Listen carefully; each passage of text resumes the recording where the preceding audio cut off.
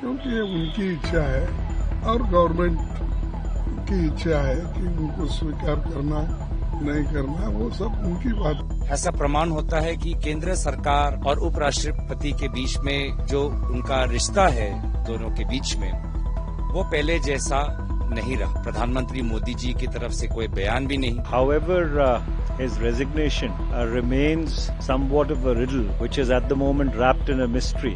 Sir, vice president of India ने resign किया है सर अपने स्वास्थ्य कारणों की वजह से। देखिए, कारण उन्हीं को मालूम, उससे कुछ हमारा लेना देना नहीं। सरकार जाने और उन्हों जाने, तो इसमें हमारा कोई कहने का मकसद ही नहीं है, क्योंकि ये उनकी इच्छा है और गवर्नमेंट की इच्छा है कि उनको स्वीकार करना नहीं करना, वो सब उनकी बात है। हमारा कोई इससे वास्ता नहीं है। देखिए, उपराष्ट्रपति का इस्तीफा अचानक है और दुर्भाग्यपूर्ण है, क्योंकि वो जिस प्रकार से कल मीटिंग्स में प्रिसाइड कर रहे थे और आज भी उनका एक मीटिंग राज्यसभा में बिजनेस एडवाइजरी कमेटी का था और सुनने में आया है कि क्षेत्र में भी उनके प्रोग्राम थे, तो हमारे तरफ से तो हम उनकी अच्छे स्वास्थ्य की कामना तो करते हैं, लेकिन कहीं न कहीं ऐसा प्रमाण होता है कि केंद्र सरकार और उपराष्ट्रपति के बीच में जो उनका रिश्ता है दोनों के बीच में, वो पहले जैसा नहीं रहा। क्योंकि कल के बीएसी मीटिंग में केंद्रीय मंत्री भी नहीं थे, अब तक प्रधानमंत्री मोदी जी की तरफ से कोई बयान भी नहीं। केंद्र सरकार हमको ये नहीं बता पा रही कि किस प्रकार से देश आगे बढ़ेगा अगले उपराष्ट्रपति के संदर्भ में।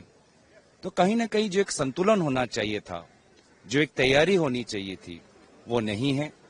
और ये साफ दर्शाता है कि कहीं न कहीं जो रिश्ता केंद्र सरकार और उपराष्ट्रपति के बीच में जो पहले जैसा था, अब वैसा नहीं है।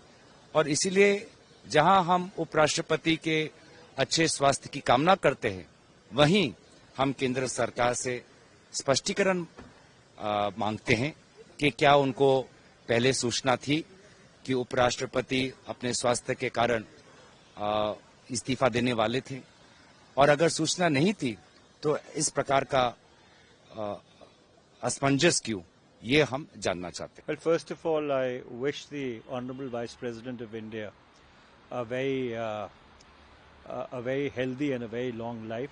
I wish him good health.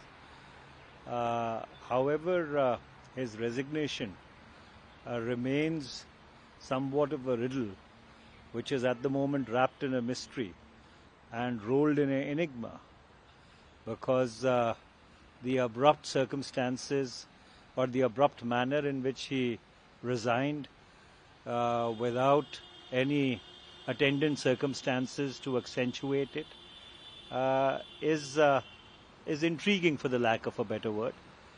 And while not wanting to transgress and intrude into the health of the Vice President, if it is at all a health issue, it would be helpful that since he holds the second highest constitutional office in the land, if he would shed some light on the circumstances which have led to this abrupt decision. Well, I don't want to comment on what somebody else has to say. Suffice to say that the Vice President, we wish him the best of health, but a little more elaboration on the circumstances which have led to this decision. Even though it might be a personal decision, but since he holds a public office and there are 146 crore Indians who would be equally interested and invested in knowing the facts, a certain amount of elaboration will help. जो हम लोगों को जानकारी मिली है स्वास्थ्य को लेकर के है, और इतनी उम्र में स्वास्थ्य को लेकर के तो चिंता करनी चाहिए हम सब लोगों को भी। इतना जब उम्र हो जाती है तो कई बार स्वास्थ्य को लेकर के चिंता करनी चाहिए।